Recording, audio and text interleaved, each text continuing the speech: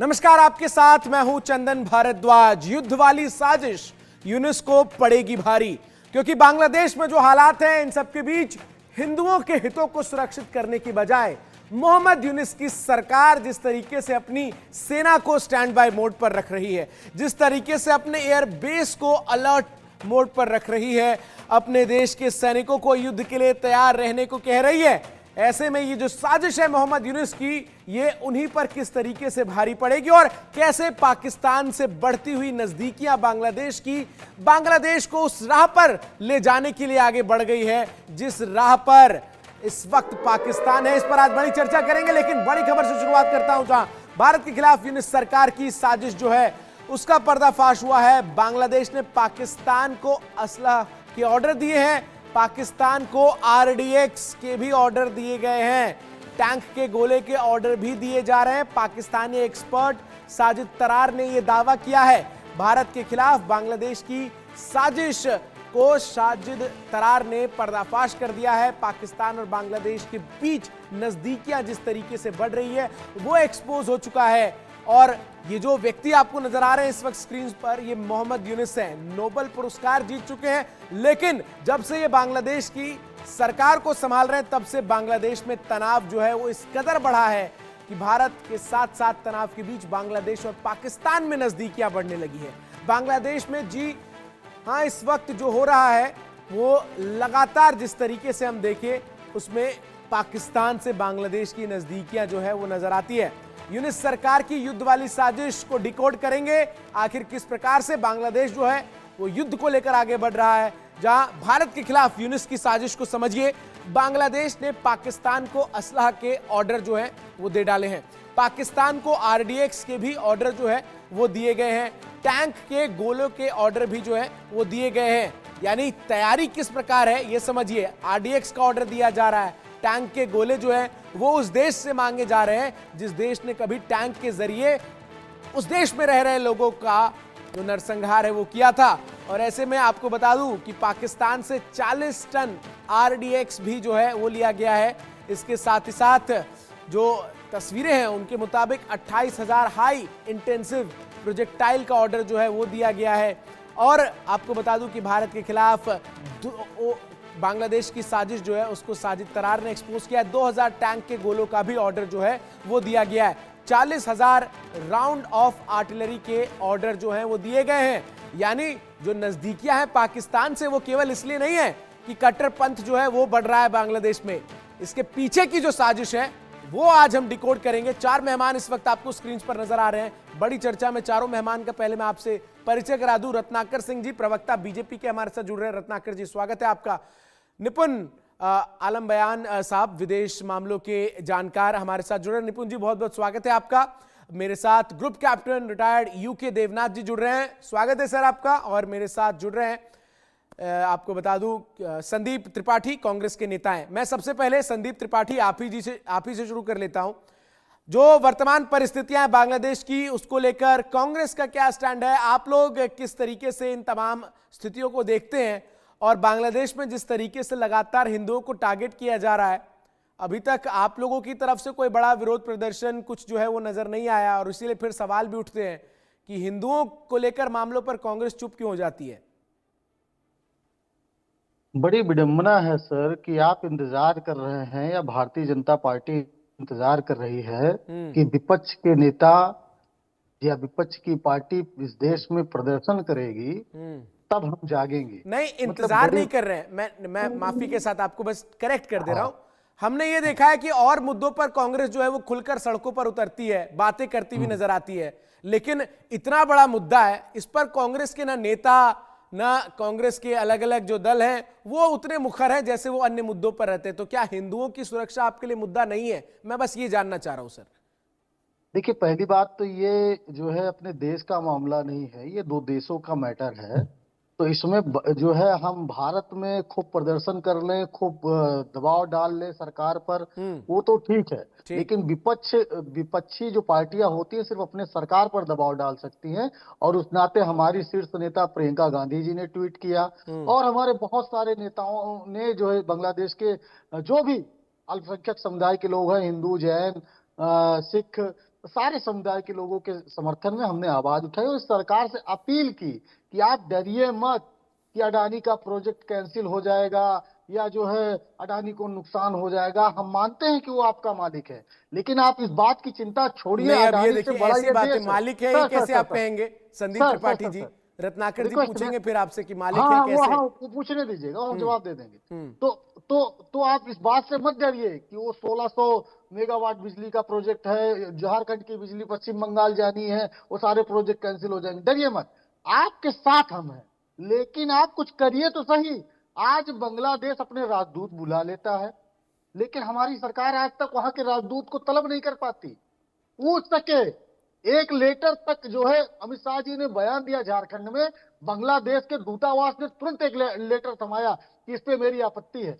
आज तक हमारी सरकार ने एक लेटर तक उनको नहीं थमा पाई, और आप बराबर व्यवसाय कर रहे हैं। सिर्फ भाषणबाजी से काम नहीं चलेगा ना, आप कर क्या रहे हो, देश आज ये जानना चाहता है। अब रही बात हमारे कल की ही डेट की, मैं बता दूं आपको, कल ही उत्तर प्रदेश कांग्रेस कमेटी ने सारे जिलों में इस सरकार की बुद्धि शुद्धि शुद्ध हो और ये जगह, ये हिंदू हिंदू सिर्फ कहते नहीं है, आप हिंदू हिंदू कह के इस देश में तो हिंसा फैलाते हो, लेकिन जहां हिंसा फैली हुई है, जहां हमारे हिंदू भाई मारे जा रहे हैं, हमारे अल्पसंख्यक समुदाय पर हमला हो रहा है, वहां पर आप बात नहीं कर पाते हो। मोदी जी से एक शब्द नहीं निकलता है, क्यों भाई, क्या वजह है? वो देश जानना चाहता है। हमारे जयशंकर प्रसाद जी नहीं बोलते हैं, उनसे राहुल जी ने सवाल किया, ये भारत में आकर लोगों को बताती है कि जो है वो वहां तख्ता पलट विदेशी साजिश थी। राहुल जी ने पूछा जयशंकर प्रसाद जी से सर्वदलीय मीटिंग में, क्या आप बताइए कि वहां पर ऐसा कोई विदेश का इन्फ्लुएंस था? जयशंकर प्रसाद जी नकार जाते हैं, और आप यहाँ पर आकर हमारे देश के ही लोगों को हिंदू मुस्लिम में लड़ाते हो, सिर्फ बांग्लादेश के नाम पर। अगर आपकी इच्छा शक्ति है, मैं जवाब ले लेता हूं रत्नाकर जी से और आपको थोड़ा करेक्ट करूंगा। डॉक्टर एस जयशंकर हैं, जयशंकर प्रसाद नहीं है, डॉक्टर एस जयशंकर है भारत के विदेश मंत्री। रत्नाकर जी जवाब दीजिए, जो सवाल संदीप जी उठा रहे हैं कि आप लोग जो हैं वो हिंदुओं की बात तो करते हैं, आप इसको लेकर सिटीजनशिप अमेंडमेंट एक्ट तक ले आए, लेकिन बांग्लादेश में हिंदुओं के हितों को सुरक्षित करने के लिए सरकार कुछ ठोस कदम उठाती हुई नजर नहीं आई अब तक, ऐसा संदीप जी का कहना है। मैं संजय जी की बातों की जानकारी को थोड़ा सा बढ़ा देना चाहता हूँ। शायद ये समसामयिक घटनाओं पे उतनी नजर नहीं रख पाते होंगे और एक धारा प्रवाह बोलने में कुछ भी बोलते हैं। देखिए, अभी मैं बहुत गंभीरता के साथ कहना चाहता हूं कि भारत ने अपने विदेश सचिव को बांग्लादेश में भेजा था, और वहां पे विदेश सचिव क्या साहब, अब ये नौटंकी करेंगे तो फिर मैं अपनी बातों को पूरी नहीं, इन्हीं को बुला लीजिए। ये क्या नहीं, हमने पूछा ये नौटंकी करेंगे यहाँ पे बैठ करके, मोदी जी और बोलने के मौका नहीं देंगे, तो मतलब क्या है इस बात? भारतीय जनता पार्टी के नेता कराएंगे, थोड़ी भी गंभीरता नहीं रहती इनके। क्या बात कर रहे हैं? ये नौटंकी करने के लिए बैठे हैं क्या यहाँ पे? जो सवाल पूछा नौटंकी, मैं उसका ही जवाब दे रहा हूँ। संदीप जी जवाब दे रहे हैं, सुन लेते हैं। सुनने की क्षमता है क्या? एक सुनने की क्षमता है क्या? ठीक, सुनने की संदीप जी क्षमता सुनते है हैं ना? कहिए रत्नाकर जी। जानकारी बच चुका है रत्नाकर जी कहिए। अरे संदीप जी आपने सवाल पूछा, आप जवाब तो सुन लीजिए, 5 सेकंड भी नहीं बोला है उन्होंने भी, जवाब सुन लीजिए, आप इंटरजेक्ट कर लीजिएगा, आपको लगे कि लोग बोल रहे हैं। हाँ बताइए रत्नाकर जी। मेरा आपसे आग्रह है कि मैं जब भी बात करूं और डिबेट को पूरी तरह से आप नियंत्रित रखिए। जी बिल्कुल नियंत्रण में डिबेट, आप अपनी बात रखिए सर। बिल्कुल, मैं यही कहना चाहता हूं, कांग्रेस पार्टी जो है वो लोगों को गुमराह करने का, उकसाने का, बरगलाने का काम करती रहती है। इनको जानकारी नहीं है कि भारत सरकार ने विदेश सचिव भेज करके वहां पर, बांग्लादेश में भेजा उन्होंने विदेश सचिव, और विदेश सचिव भेज करके वहां की घटनाओं पे हो रहे अल्पसंख्यकों के ऊपर जो अत्याचार हो रहे हैं, जो मंदिरों को तोड़े जा रहे हैं, जो लोगों को मारा जा रहा है, उस पर कड़ी आपत्ति दर्ज की है। और मोहम्मद यूनुस की सरकार ने धर्म गुरुओं को बुला करके वहां पे आश्वासन दिया है कि इस तरह के अत्याचारों को जल्द से जल्द कंट्रोल किया जाएगा। अब ये कट्टरपंथियों के कितने गिरफ्त में है, पाकिस्तान, चाइना जो इसके पीछे लगा हुआ है, जो अभी आप चला रहे थे कि हथियार जो है, पहली बार ऐसा हो रहा है कि पाकिस्तान से बांग्लादेश हथियार खरीद रहा है। तो ये अपने आप में सोचनीय विषय है कि किस तरह से, तो ये तो सोचनीय विषय सरकार के लिए भी है ना। हम अगर आप विदेश नीति की बात करते हैं तो हमने देखा नेपाल से हमारे संबंध जो है वो किस तरीके से 10 साल के इस कार्यकाल में जो है बिगड़ते हुए नजर आए। पाकिस्तान से संबंध कैसे है, जग जाहिर है। बांग्लादेश के हमारे संबंध अच्छे थे, लेकिन अब पाकिस्तान से नजदीकी अभी तो नजर आ रही है। रत्नाकर जी मैं बोलूं कहिए। बिल्कुल, देखिए उस पे हम घटनाक्रम पे पूरी तरह से नजर रखे हुए हैं, हम पूरा दबाव बनाए हुए हैं कि इस जी तरह की जी। परिस्थितियों को जो है जल्द से जल्द नियंत्रित किया जाए। उसके लिए हम्म। भारत सरकार जो है इस पूरी घटनाक्रम पे और मोहम्मद यूनिस की सरकार पे हम्म। नजर रखे हुए हैं। ठीक। दूसरी चीज मैं कहना चाहूंगा, अभी भाई साहब से आपने एक प्रश्न पूछा, उसका जवाब नहीं दे पाए और भारतीय जनता पार्टी के ऊपर जो है आरोप लगाने का काम कर रहे थे। देखिए इन्होंने इन्होंने ट्वीट को कहा कि प्रियंका गांधी ने ट्वीट किया है। अब भाई ट्वीट सिर्फ कर दिया है तो क्या आप जो वहां हिंदू अल्पसंख्यक है उनके प्रति आपकी जवाबदेही और जिम्मेदारी खत्म हो जाती है? आप जो है गाजा पट्टी में जब हमले होते हैं, फिलीपींस में जब हमले होते हैं, जब वहां पे लोग मारे जाते हैं, तब तो आपका दर्द छलक आता है और आपके तमाम नेता जो है बयानबाजी करने लगते हैं कि इस तरह से मानवता का जो है वहां पे संहार किया जा रहा है। और दूसरी बात, नसरल्ला जब मारा जाता है विदेश में आतंकवादी, तो इनके लोग सड़क पे उतरकर उसका विरोध करते हैं, लेकिन जब हमारे हिंदू भाई वहां पे मारे जा रहे हैं तो इनके मुंह से छू तक नहीं निकलता है। एक ट्वीट कर दिया प्रियंका गांधी ने, वही इनके लिए पर्याप्त है। देखिए ये नहीं करेंगे ना, ये करेंगे नहीं, क्योंकि क्योंकि ये जानते हैं, योगी जी ने भी कहा डीएनए एक है।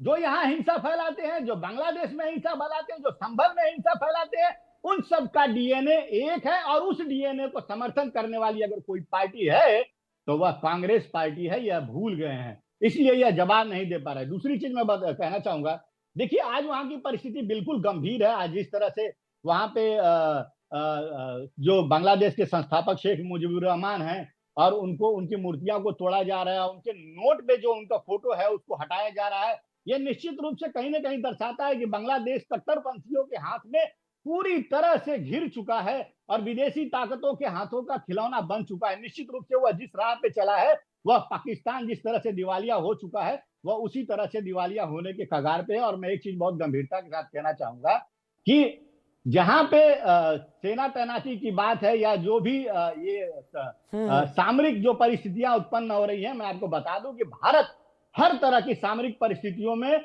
बांग्लादेश से कई गुना सक्षम है। और भारत बिल्कुल, सैन्य इसमें कोई ताकत दो राय में, नहीं है, इसमें तो भारत ये सैन्य पॉइंट ताकत डिबेटेबल ही में, नहीं है कि बांग्लादेश जो है कोई खड़ी नहीं होती है। इसी बात के वैलिडेशन के लिए मैं group captain U K Devnath sir के पास जा रहा हूं। देवनाथ सर, जो परिस्थितियां हैं इस वक्त बांग्लादेश में और उसमें बांग्लादेश की पाकिस्तान से जो बढ़ती नजदीकियां हैं और जिसमें अब जो खबरें सामने आ रही हैं कि हथियार, असला, बारूद ऑर्डर किए जा रहे हैं उस देश से जिस देश ने बांग्लादेश की क्या हालत कर रखी थी कि 1971 में अगर भारत ना होता तो बांग्लादेश नाम का कोई देश जो है अस्तित्व में ही ना होता। जी हाँ, बांग्लादेश में जो हालात हैं थोड़ा चिंताजनक हैं, गंभीर नहीं हैं, लेकिन अच्छी बात यह है कि हमारे विदेश सचिव श्री विक्रम मिश्र के जाने के बाद कल जो बातचीत हुई बहुत ही सौहार्दपूर्ण तरीकों से हुई है। दोनों देशों ने एक दूसरे को ये आशा दिलाया है कि बहुत जल्दी बांग्लादेश और भारत के जो रिलेशन है वो फिर से पहले की तरह मधुर हो जाएंगे। और बांग्लादेश ने कल दो मंचों पर विदेश सचिव को भी और हमारे हाई कमिश्नर को जो हैं ढाका में ये यकीन दिलाया है कि बहुत जल्दी बांग्लादेश की सिक्योरिटी फोर्सेस जो हैं वो जो अराजकता फैलाने वाले तत्व हैं उन पर कंट्रोल कर लेगी। बहुत जल्दी वहां पर हिंदुओं के ऊपर जो यातनाएं दी जा रही हैं, प्रताड़ित हो रहे हैं, उस पर कंट्रोल कर लिया जाएगा। तो मेरे ख्याल से बहुत ही पॉजिटिव डेवलपमेंट हुई है पिछले 24 घंटे में। जहां तक बांग्लादेश आर्मी एयरफोर्स की बात है, मैं आपको बता देता हूं कि हमारी देश की सरकार और बांग्लादेश की सरकार के बीच में जो रिश्ते हैं वो मोटे मोटे तौर पर बहुत मजबूत हैं। और ये जो सोशल मीडिया में धारणाएं फैलाई जा रही है कि हथियार खरीदे जा रहे हैं, डिप्लॉय हो रहे हैं, इनको ज्यादा तवज्जो नहीं देनी चाहिए। भारत सरकार अभी भी बांग्लादेश के सरकार के साथ घनिष्ठ मित्रता बनाना चाहती है, मित्रता है। अभी तक कोई अगर आप अगस्त 5 के बाद भारत सरकार के विदेश मंत्रालय के या भारत सरकार के प्रवक्ता के बयान देखें, हर बयान जो है बहुत ही पॉजिटिव, बहुत ही मधुर रहा है। और बांग्लादेश ने रेस्पॉन्ड किया है। मैं थोड़ा आपके माध्यम से दर्शकों को बताना चाहता हूं कि जी जी। ज्यादा सोशल मीडिया पर यकीन ना करें। देखिए हो ये रहा है कि मोहम्मद यूनुस तो अंतरिम सरकार के प्रधानमंत्री हैं, वो पॉलिटिशियन नहीं थे, उनका वहां पे कोई होल्ड नहीं है। बहुत ही कमजोर, ठीक है, सोशल एक्टिविस्ट थे, बड़े काम किए, नोबेल प्राइज मिला, लेकिन आज अगर वो वहां खड़े हो जाते हैं तो उनको अपने बलबूते पर 1 सीट क्या 10 वोट भी नहीं मिलेंगे। करेक्ट। केयर टेकर गवर्नमेंट है, उसमें थोड़ा धार्मिक कट्टरवादी लोगों का ज्यादा बोलबाला है। बहुत जल्दी मेरे ख्याल से फरवरी तक वहां इलेक्शन हो जाएंगे और इलेक्शन के बाद एक ज्यादा स्थायी स्टेबल सरकार वहां पर आएगी और भारत और बांग्लादेश पहले की तरह से ही कदम से कदम मिलाकर आगे चलेंगे। मैं जी। आऊंगा सर, इस पे एक इंटरजेक्टरी क्वेश्चन भी है, लेकिन इससे पहले मैं जरा दर्शकों को एक बड़ी खबर बता दूं, फिर निपुण जी मैं आपके पास आ रहा हूं, जहां बांग्लादेश के खिलाफ भारत की